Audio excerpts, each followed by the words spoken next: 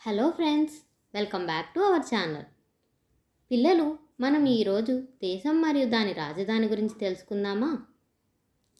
భారతదేశం రాజధాని న్యూఢిల్లీ, మలేషియా రాజధాని కౌలాలంపూర్, ఇండోనేషియా రాజధాని జకర్తా, చైనా రాజధాని బీజింగ్, జపాన్ రాజధాని టోక్యో. ఇంకా ఈరోజు మనం మన కథలోకి వెళ్ళిపోదామా? ఈరోజు మన కథలో ఏనుగు అడవికి హీరో ఎలా అయిందో తెలుసుకుందాం. అనగనగా ఒక అడవిలో ఒక ఏనుగు ఉండేది. అది చాలా మంచిది, సున్నితమైన స్వభావం కలిగింది. దానికి ఎప్పుడూ ఇతర జంతువులతో స్నేహం చేసుకోవాలని ఆశపడుతూ ఉండేది. కానీ ఆ అడవిలో కోతులు ఎప్పుడూ ఏనుగును చూసి, తన భారీ శరీరాన్ని చూసి, నువ్వు అడ్డు వస్తే సూర్యుడు కూడా కనిపించడు అని ఎగతాళి చేస్తూ ఉండేవి.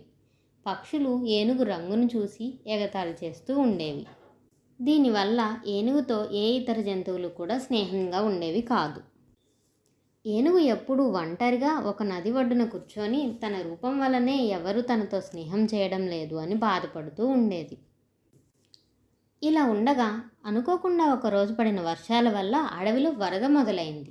అడవిలో ఉన్న అన్ని జంతువులు నీటిలో మునిగిపోతున్నాయి. కోతులు ఒక కొమ్మ మీద నుంచి మరో కొమ్మ మీదకు దూకుతుంటే తడి వల్ల అవి జారి పడిపోతున్నాయి. పక్షులకి సరైన ఆశ్రయం దొరకడం లేదు.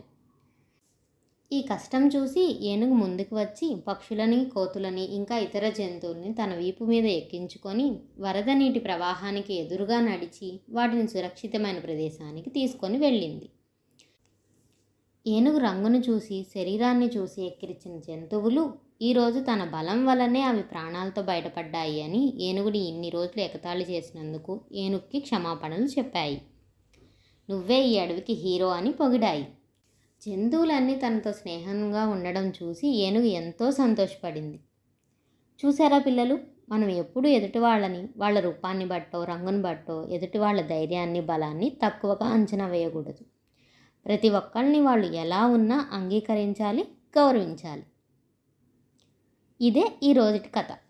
మరొక కథతో మళ్ళీ కలుసుకుందాం.